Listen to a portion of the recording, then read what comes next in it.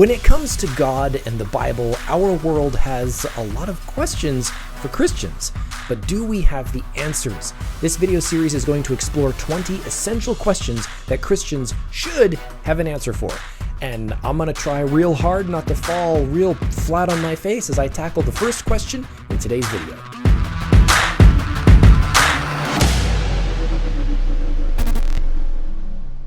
Hey everybody, Jake here, thanks for tuning in. A few years ago, Zondervan Publishing discovered that 200 times a second, around the clock, someone on Earth was typing into a search engine some variation of the question, is God real? People want proof, absolute, undeniable proof. But there's two key issues that I see with the kind of thinking that demands this degree of proof when it comes to God. The first is, there's usually a double standard that hijacks critical thinking. Why do people need proof of God when they don't demand the same levels of proof to everything else in life? Can you prove that your mom or your best friend or your spouse loves you? No, you can't prove love. All you have to go on are indicators. Things they do, things they say, things that give you evidence of their love. And people will accept the reality of so many things based on indicators. But when it comes to God, they want such high amounts of proof that they make it impossible for themselves to come to a conclusion. And this causes people to, number two, ignore what's right in front of them. Demanding proof of God's existence is like walking into an art gallery with your eyes closed and then asking that someone prove to you there's art in the room. But that's what many skeptics do. They look at the universe, they admire nature, they feel their sense of freedom and generosity, they experience love and goodness and charity and so many wonderful things, and they accept it all without explanation, but then they have the audacity to demand, I want proof of God. And I'm like, but you've just ignored so much evidence. And that's what I would like to challenge people to do.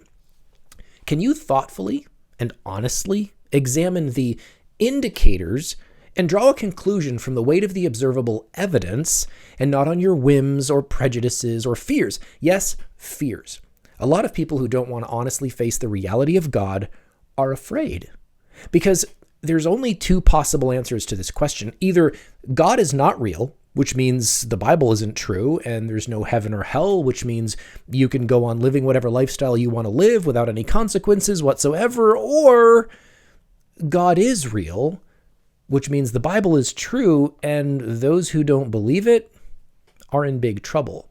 It can only be one of those two things. Now, let's put our critical thinking caps on, because answering the questions about God's existence, it's not about choosing blindly, okay? We call it faith, yes, but contrary to common assumptions, the Bible does not advocate blind faith. The God of the Bible challenges human beings to test and prove what is true and real.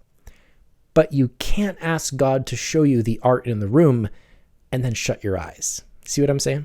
Okay, so I'm going to briefly look at 5 categories of evidence that we can examine for indicators of God's existence. Number 1, the evidence found in personal awareness, which I know a lot of people aren't going to like, but we kind of need to start with this one. Number 2, scientific evidence. Number 3, evidence in nature, and these two will kind of run side by side because there is evidence for God in every field of science, whether you're studying human biology or astronomy, but there's also evidence in the created world around us that you can find without having to be a scientist. Number 4, prophetic evidence, and number 5, experiential evidence. So, the evidence in your own heart. Wayne Grudem said in his book, Systematic Theology, that if you look at the universe today, it leans in favor of there being something intelligent behind its design. And believe it or not, people are programmed to recognize this.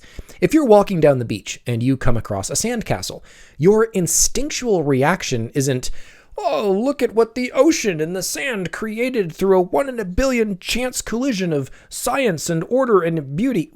No. Every single human being, when they come upon something like that, would wonder, who made this? Who put this here? The existence of the created thing and our instinctual wondering of who created it is evidence that we are built to recognize intelligent design.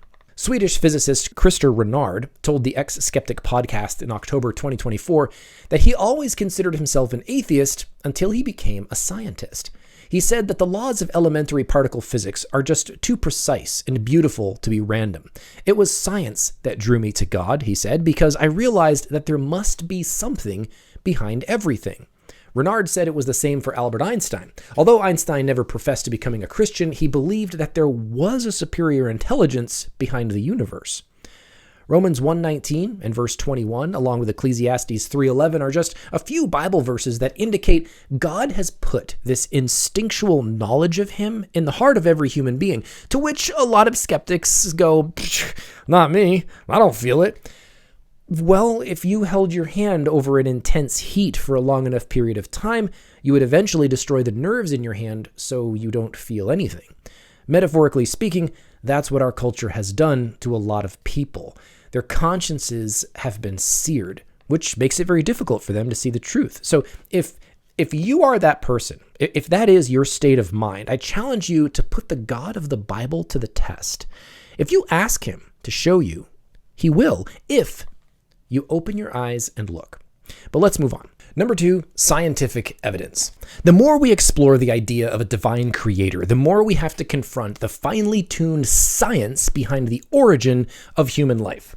In his book, Return of the God Hypothesis, author Stephen Meyer wrote, "Scientists have become increasingly, and in some quarters uncomfortably aware that there is at least one appearance of design in biology that has not been explained by natural selection or any other purely naturalistic mechanism, and that is human DNA." Ever since Francis Crick and James Watson illustrated the structure of human DNA in 1953, scientists have been amazed by the amount of information that DNA can store. Biophysicist Dean Kenyon, who was once a proponent of evolutionary biology, reversed his views after closely studying DNA. Charles Thaxton, Walter Bradley, and Roger Olson, in their book, The Mystery of Life's Origin, and many others have all argued that the presence of information in DNA defies scientific explanation. They say that to get that amount of information encoded in human DNA is impossible without some kind of intelligence aiding the process. Ever since Darwin popularized his theory of evolution, many have tried to devise materialistic evolutionary explanations for the origin of life, and they can't. For example, Richard Dawkins, Bernd Olaf Cupperts, and others have developed computer programs that can simulate evolution through mutation and natural selection. But here's the big fat problemo. Those computer programs only work by having an intelligent programmer provide the computer with the information it needs, essentially forcing it to arrive at the conclusion the programmer wants. So, do you see the irony in the evolutionary school of thought? First, they rejected the idea of God, because that's really what this comes down to. They just don't want to believe in God. And then they worked backwards to construct theories that supported what they already wanted to believe. And you can see them doing this. For over 150 years now, scientists have tried to find a purely biological mechanism to explain life's origin, one that doesn't require God, and they can't do it. From time to time, one of them stumbles upon something that ignites interest in the scientific community, but after some time, everyone realizes that it didn't really explain much of anything.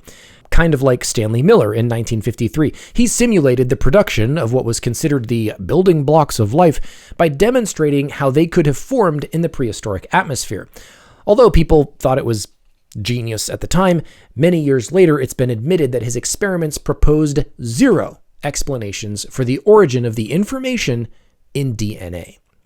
Today, the question of how life first originated is still widely regarded as a profound and unsolved scientific problem, largely because of the mystery surrounding the origin of functionally specified biological information. Number 3, evidence in creation. Romans 1:20 talks about the invisible qualities of God that can be clearly seen in the world that he made. Psalm 119, verses 1 through 3 says, "The heavens declare the glory of God. The skies proclaim the work of his hands." Nature provides evidence of God. But how? There are a few different schools of thought around this. Some people say that only believers can understand truth about God from observing nature. Others say that nature can actually prove that God exists to the point of offering salvation. But I think the Bible makes it clear that while nature can testify to the reality of God, it is only God himself who can give us knowledge that leads to salvation. This is evident in the way that Paul addressed the Greeks in Acts 17. He recognized that they had come to an awareness of God through their observations of the natural world, but that alone couldn't save them. So it's evident from the Greeks that nature is filled with indicators of what they called the unknown God. German author Felix Petrury wrote in 1976, "Since Darwin, biologists have been firmly convinced that nature works without plan or meaning, pursuing no aim by the direct role of design, but today we see that this conviction is a fatal error."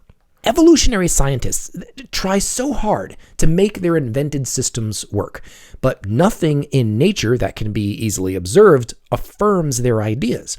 The evolutionary model is based on chaos and randomness, but none of these things are found in nature.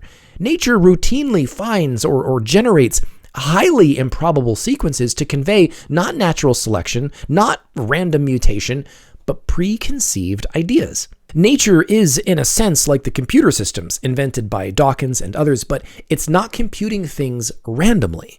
It generates complex organisms and designs based on what it has already been programmed to do. Astrophysicist Robert Jastrow, an agnostic Jew, by the way, confessed in his book God and the Astronomers that the discovery of a definite cosmic beginning is a foreign idea to everyone except Christians.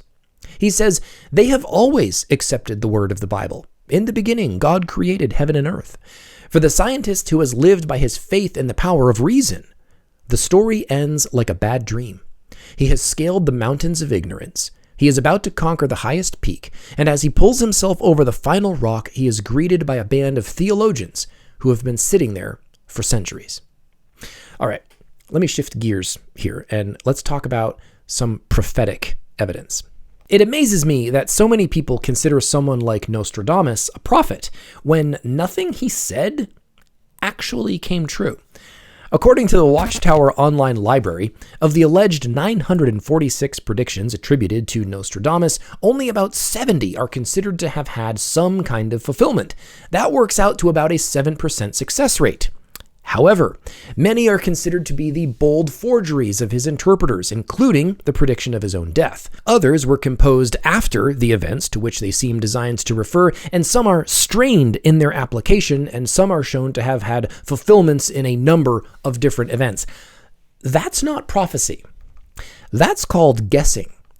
Discover magazine wrote of Nostradamus in December 2023, "Like so many prophets before and after him, Nostradamus surely understood that one's reputation as a prognosticator required maintaining plausible deniability, while still reserving the right to claim accuracy later. Prophecies, in order to be verified, must be specific and detailed enough to be undeniably true. For example, in the Bible, a prophecy about Jesus, the Messiah, being nailed by his hands and feet to a cross is found in Psalm 22:16. This was written at a time when crucifixion was not a method of execution in Israel, but that's exactly how Jesus died. There are specific details in the prophecy that are clear and correlate to the fulfillment. In fact, there are over 100 fulfilled prophecies in the Old Testament foretelling the coming of the Messiah, and I've listed a bunch of them on your screen if you want to check them out. And all throughout the Bible, there have been hundreds and hundreds of prophecies given over thousands of years, all of which have been fulfilled. The only prophecies, biblical prophecies, that are still awaiting fulfillment are some of those involving the end times. Here's the bottom line. The Bible's track record of accurate prophecy far outweighs anyone else. Skeptics will accept the words of someone like Nostradamus with a sketchy at best 7% success rate, but not the Bible, which is currently batting 100. This goes back to what I was saying at the very beginning of the video. Too many people demand unrealistic levels of concrete proof when it comes to God, which makes it impossible for them to see the evidence. Okay. Final category, experiential evidence. Much of the indicators that we can find of God's existence needs to be sought out for yourself, and you must make a decision based on faith about whether or not to accept that evidence. Here's why. This is really important. Are you listening? If you take away nothing else from this video, listen to this. If everything that the Bible says about God is true, okay, that he created us, that he loves us, that he wants the best for us, then this is all evidence that God is a relational being. Therefore, he is, in many ways, like any other relationship in your life. If you want to get to know him, you have to spend time with him. That is the nature of relationship. Now, when it comes to God, a relational being, he has already given us countless demonstrations of his existence, his love, his grace, his mercy, and when we stop to recognize those indicators, we find bits of him and we get to know him. This means that knowing God must be, in part, experiential. And I know that frustrates a lot of people. But what frustrates me about those types of people is how many other things in their life they will accept on faith. But when it comes to God, they want impossible, concrete, undeniable proof. That's a double standard. And you can't have it both ways, especially when it comes to a relationship. Now, here's my personal experiential encounter with God for anyone who cares to hear it, and then I'll close out this video.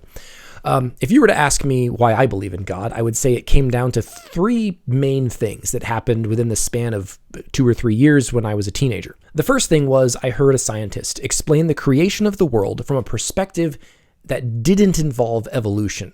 He used the Bible, he used observable science and geology to affirm what the Bible says, which sort of blew my mind because in school, evolution is all you hear about. They talk about it like it's absolute fact, but it's nowhere near factual, okay? By definition, evolution doesn't even qualify as science. Science is anything that is testable, demonstratable, repeatable, and observable. You can't test evolution.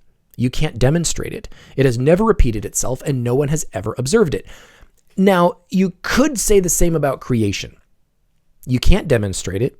As far as we know, it has never repeated itself. You can't observe it. Well, hang on. Obviously, we can't observe it happening, but can we find evidence of it by observing our world? Yes, we can. And what about testing it? Are there tests that we can do in the realm of geology and physics to see whether the science leans in favor of a creation event or an evolutionary one? Yeah, there are. And the observations we can make of our world today line up much more closely with what the Bible says than any ideas of man. That was the first time that I realized maybe all this Bible stuff is real. If this is a field that interests you, check out the work done by guys like Ken Ham, Steve Groman, Answers in Genesis. These folks are much smarter than me, and they're awfully fun to watch. The debate between Ken Ham and Bill Nye, the science guy, as they walk through the Ark replica, hilarious. The second thing that happened that captured my belief in God is I went to a weekend retreat with my dad in New York. It was a big men's convention for guys who wanted to learn more about God and become better husbands and fathers and leaders.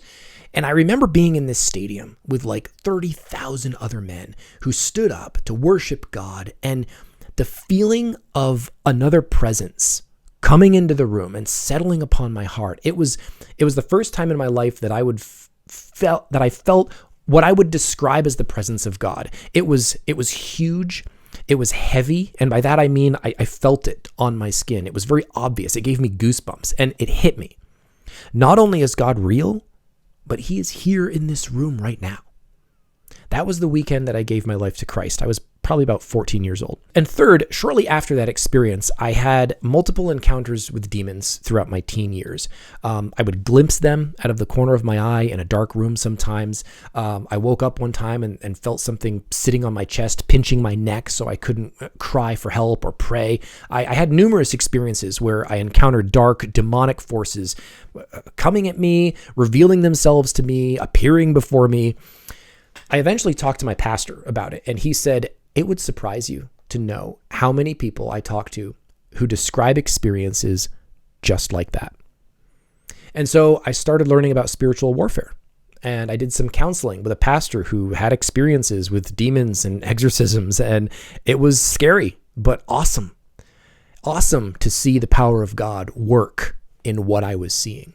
And after dealing with this, the conclusion that I came to is that if there is something that evil in the world, there has to be something good to counterbalance it. Otherwise, we wouldn't be able to recognize what it is. Does that make sense? The only reason we know what daytime is because we have night. The only reason you can tell when a line is crooked is because we know what a straight line looks like. So if evil exists, good must also exist. And whenever I said the name, Jesus Christ, I watched that evil run for its life.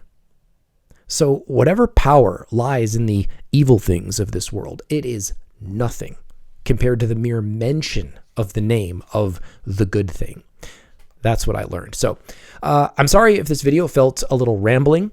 My goal with this series is to just kind of present a bunch of ideas that address the question, to hopefully kickstart other Christians into forming their own answers. So if you want more details about evidence of God, I strongly suggest you check out Return of the God Hypothesis, wherever I put it, but also Case for the Creator by Lee Strobel. Strobel's book is a great place to start because he interviews dozens of other people throughout the book who have their own books, their own peer-reviewed journals about evidence for God and psychology and science and creation and so on. So hopefully there was a thread of something in this video that was helpful or informative to you. If you like what you've seen here, please click the like button, subscribe for more rambling content like this, maybe post an uplifting comment, and thanks for watching. Until next time.